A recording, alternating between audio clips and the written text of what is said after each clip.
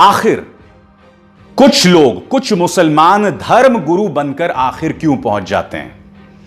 आप जानते हैं ट्विटर पर एक ट्रेंड जो है इस वक्त चल रहा है, रेंटल मुल्ला, यानी कि 5-5 हजार में कुछ मौलाना धर्म गुरु का भेष धरकर इन चैनल्स में बैठ जाते हैं।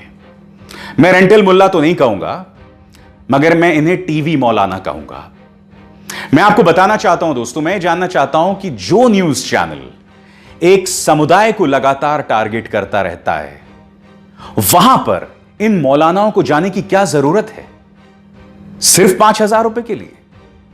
क्या आप जानते हैं इन्हें 1 घंटे में गालियां सुनने के लिए जो जाते हैं, इन्हें 5,000 रुपए मिलते हैं, उससे ज्यादा नहीं मिलते हैं। मैं कहता हूं कि अगर आपकी रोजी रोटी भी इन 5,000 रुपए से चलती है, तो भाई आप क्राउड फंडिंग करके बात करो लोगों से।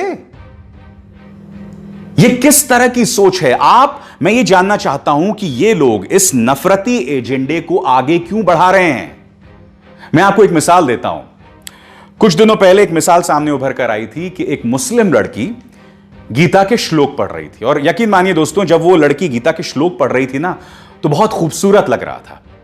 अब एक न्यूज चैनल ने क्या चालाकी की, उस लड़की को बिठा दिया स्टूडियो में और उसके सामने 2 लंबी लंबी दाढ़ी वाले मौलाना बिठा दिए, और उस पूरे 1 घंटे के कार्यक्रम में वो मासूम लड़की तो गीता के श्लोक पढ़ रही थी, और वो दो मौलाना जो हैं बोल रहे थे, देखिए हमारे इस्लाम में ये अलाउड नहीं है, ये नहीं है, फलाना ढिमकाना। अब आप सोचिए, ये तस्वीर जब दिखाई जाती है तो इसका क्या फर्क पड़ता है आम जनमानस पर? उन 2 मौलानाओं को वहां जाने की क्या जरूरत थी? यही तो एक खूबसूरती है ना इस देश की, जहां मुसलमान गीता के श्लोक पढ़ सकता है, जहां एपीजे अब्दुल कलाम को हम अपने माथे पर, हम सराखों पे बिठाते हैं, जहां आज की तारीख के 3 बड़े सुपरस्टार्स तीनों मुसलमान हैं। यही तो खूबसूरती है ना इस देश की। क्या ये टीवी के मौलाना इस बात को नहीं समझते हैं? आखिर क्यों चंद रुपयों के लिए तुम उन न्यूज चैनल्स पर जाके बैठ जाते हो और पूरे कौम को बदनाम करते हो? मैं आज इसलिए बता रहा हूं क्योंकि इन्हीं न्यूज चैनल्स पर जब पालघर लिंचिंग को हिंदू मुस्लिम बनाने की कोशिश की जा रही थी, ये टीवी मौलाना वहां जाकर बैठ जाते हैं। आखिर क्यों?